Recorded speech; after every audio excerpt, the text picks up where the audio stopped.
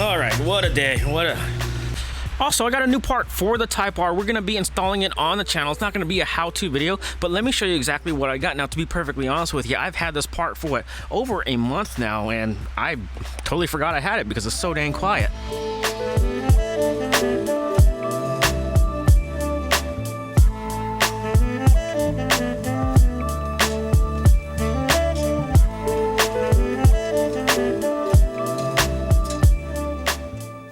Okay, finally got the OEM front pipe out, sitting next to the PRL front pipe.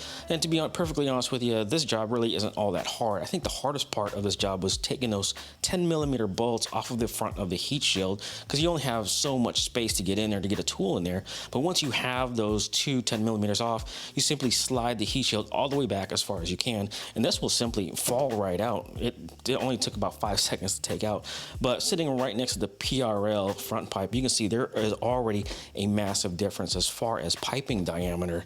Now, one thing I didn't notice right here on the outlet of the OEM front pipe, it necks down to, I think I measured it earlier, to about 45mm or so, but we got the calipers, we'll go ahead and measure it.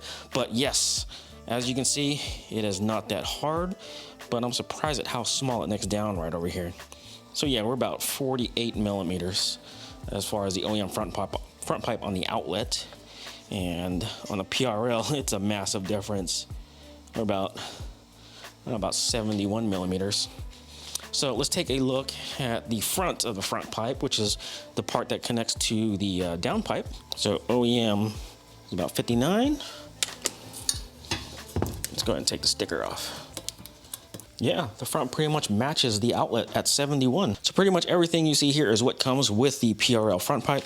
You have new hardware and you have 2 new gaskets. They also sent over a nice little jet tag, which is pretty cool. Okay, so one small change to the engine bay is we're going to change out the strut bar color. Big shout out to Perrin Performance for sending this out to me. This came out the UPS truck about, I don't know, a few hours ago.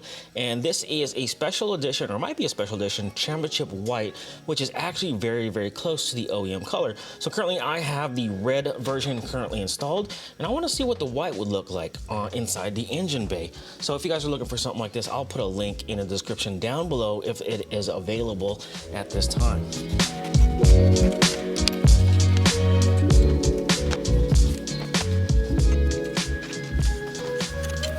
Okay, so there you go. I have the championship white strut bar just loosely fitted in there. And what do you guys think? Which looks better to you guys, the red or the white version? I'll get you guys some other angles. Give me just 1 second.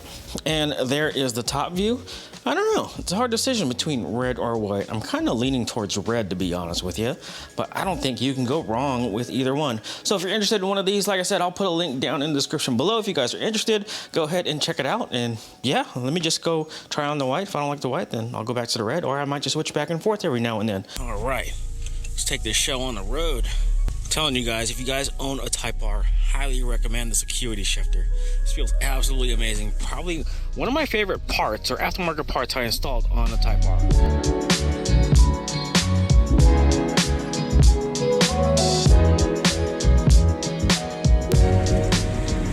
Feels so dang good in the corners, man. I'm not even going fast.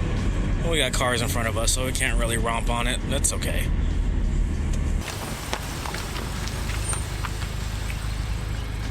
Okay, so here we are at the usual spot. Now, initially, I was not going to film an exhaust clip of this new setup. Now, let me explain to you guys what I got. Stock exhaust mated to a PRL catless down pipe and a PRL front pipe. Now, let me just say, it does not sound all that much different than stock. Maybe just a little bit more sound, but you're not going to be able to notice much. Hell, the wife doesn't even notice, to be honest with you. But you're also probably wondering, why haven't you bought an aftermarket exhaust yet? Well, pretty much the car is pretty much full bolt-ons other than the exhaust system. Well, one, I haven't found an exhaust system that I truly like on this platform. They're either one, too loud, or too expensive. I just can't pay $2,000–3,000 for an exhaust system on this platform. That's just me. But when I do find the right exhaust for this platform, I'll go ahead and pull the plug.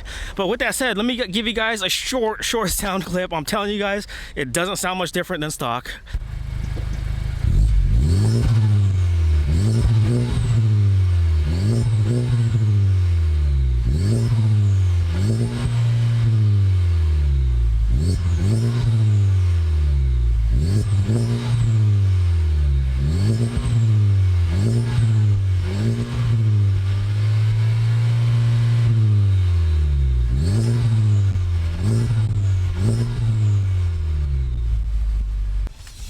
right, so we are now back home. Wow, it was cold outside. But check this out. I got one of these thermal insulated water bottles, and it fits inside the cup holder perfectly.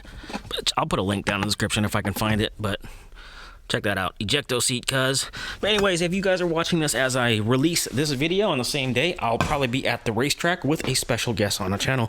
But anyways, that is it. Thanks for watching, and we'll talk to you guys later. Catch you on the next one, guys. Peace out.